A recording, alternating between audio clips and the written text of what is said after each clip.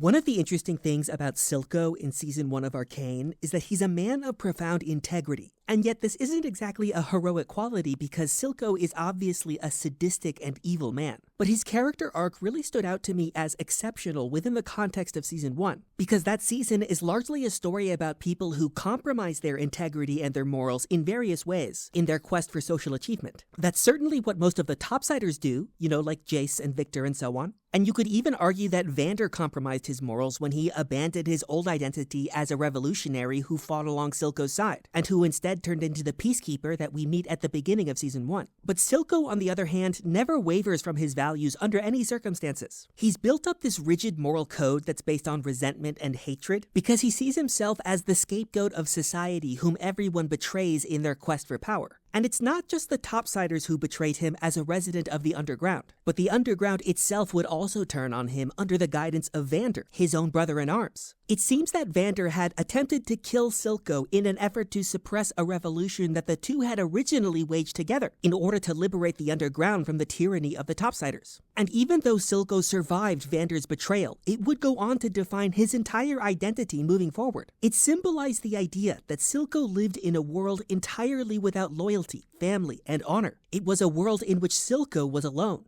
But there was also a way in which this solitude would liberate Silco. It released him of the burden of respecting the lives of other people. He could kill without mercy or compassion in his ongoing quest for power. For why would he respect the lives of other people who would never respect him? That was how Silco felt about most people. But there were also rare exceptions to this rule, particularly in the case of Jinx, whom he regarded as his adoptive daughter. Silco saw himself in Jinx because she had been abandoned by her sister Vi in just the same way that Silco was abandoned by Vander. And there was something about Silco's connection to Jinx which awoke and fostered his sinister yet profound sense of integrity. For he was loyal to her even to the point of self-destruction. And this was likewise a devotion that he would never give to any other person. I think that Jinx must have represented an opportunity for Silco to prove to the world that he was better than everybody else. She allowed him to show the world that his loyalty was absolute, because he would never abandon his kin at any cost, unlike the topsiders and especially unlike Vander. And I think that was the reason why he called her Jinx, because she was truly cursed. She created death and destruction wherever she went, whether she liked it or not. And so the cost of Silco's devotion to her was potentially limitless. But that was precisely the reason why Silco would tell Jinx that she was perfect. She was perfect precisely because it cost him so much to love her. It cost him more than anything anyone else would ever be willing to pay, more than Vander and Vi would pay. And that was what proved that Silco was better than them, at least in his own mind, because he was willing to pay the price of loyalty.